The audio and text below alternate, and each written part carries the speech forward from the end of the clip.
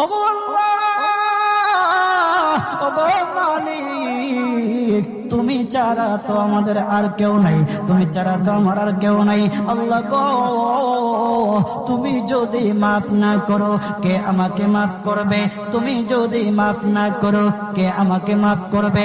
তুমি যদি আমাকে মাফ করো তাহলে তোমার কোনো দিকে কমবে না, তুমি যদি আমাকে মাফ না করো তোমার কোনো দিকে বাড়বে না।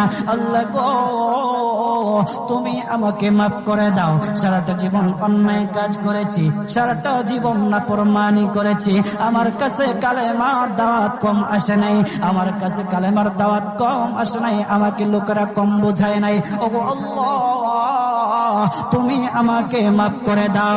মাফ না করলে কোথায় যাব, কার কাছে যাব? বাবা যখন মারে তখন মার কাছে আশ্রয় নেওয়া যায়, মা